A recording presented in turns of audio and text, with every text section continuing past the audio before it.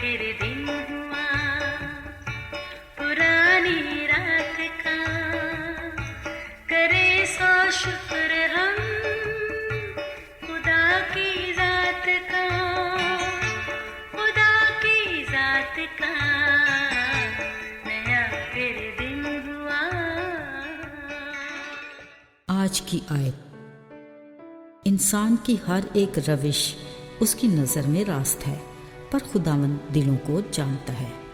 امثال 21 باب 2 آیت۔ عزیزو، پسند ناپسند کا تعلق ہر انسان کے صرف اور صرف اپنی ہی ذات سے جڑا ہوتا ہے۔ یہ سلسلے نہ صرف صبح اٹھنے سے رات سونے تک چلتے ہیں، بلکہ یہ تسلسل زندگی بھر قائم رہتا ہے۔ ہمارے روزمرہ کاموں بلکہ ہماری زندگی کے ہر پہلو کے ساتھ پسند ناپسند کا تعلق استوار ہے۔ مثلا اپنی پسند کا کھانا پینا، اوڑھنا بچھونا، رہن سہن، پسند اور مرضی کے لوگوں سے ملنا ملانا، اور اسی طرح بہت کچھ۔ اصل میں یہ سب کچھ ہم خود کی خوشی کے لیے کرتے ہیں، کیونکہ ہم ہر پل ہر طرح سے خود کو ہی خوش رکھنا چاہتے ہیں۔ اس لیے ہم ہر شے میں صرف خود کی پسند کو ترجیح دیتے ہیں۔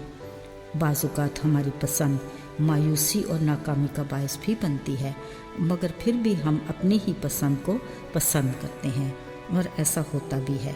ہماری ناپسند میں کوئی اچھائی کا پہلو نکل آتا ہے، جس کو قبول کر لینے میں ہی عافیت ہے۔ عزیزو، پسند ناپسند میں اگر رشتوں کی بات ہو، یعنی بہن بھائی، ماں باپ، دوست احباب، تو پھر ہم اپنی ذاتی پسند میں کچھ گنجائش رکھ لیتے ہیں، پر بہترین پسند کا معیار درست فیصلے پر ہی ہوتا ہے، جو دونوں فریقوں کے لیے خوشی اور مسرت کا باعث بنتا ہے۔ اگرچہ دو اشخاص کی شخصیت میں اختلاف ایک فطری بات ہے، مگر محبت کی خوبی یہ ہے کہ وہ ایک دوسرے کی بہتری اور بھلائی چاہتی ہے، جس کی بدولت ہم اپنے سے محبت رکھنے والوں کے لیے بھی وہی پسند کریں گے جو ہم اپنے لیے کرتے ہیں۔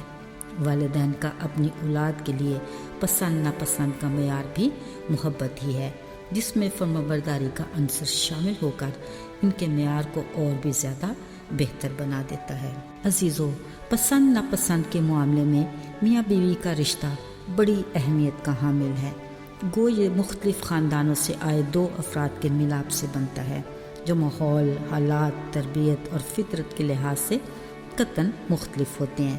پھر ان کی پسند ناپسند میں تضاد کچھ عجوبہ نہیں، لیکن محبت ہی وہ بنیادی نقطہ ہے جس کی بدولت دونوں ایک دوسرے کی پسند ناپسند کو ترجیح دیتے ہیں، جو اس مقدس رشتے کی کامیابی کی ضمانت ہے۔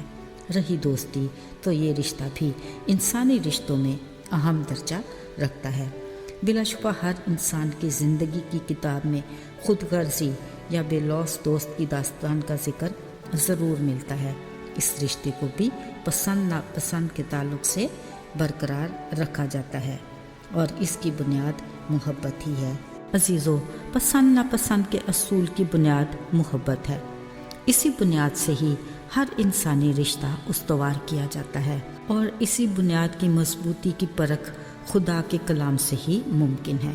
بلا شبہ اگر ہم محبت رکھتے ہیں تو ہی ہم خدا کو جاننے کا دعویٰ کر سکتے ہیں۔ آج بطور مسیحی کیا ہم حتمی طور پر یہ کہہ سکتے ہیں کہ ہاں، ہم خداوند کو جانتے ہیں؟ اگر ایسا ہے تو پھر ہمارے اخلاق اور کردار اور مزاج سے اس کی گواہی ملنی چاہیے۔ اس بارے خداوند کا کلام واضح ہے۔ لکھا ہے، اگر تم اپنے محبت رکھنے والوں سے ہی محبت رکھو تو تمہارا کیا احسان ہے۔ جو خدا کو نہیں جانتے وہ بھی اپنے محبت رکھنے والوں سے محبت رکھتے ہیں۔ اگر تم ان سے ہی بھلا کرو جو تمہارا بھلا کرتے ہیں تو کیا احسان ہے۔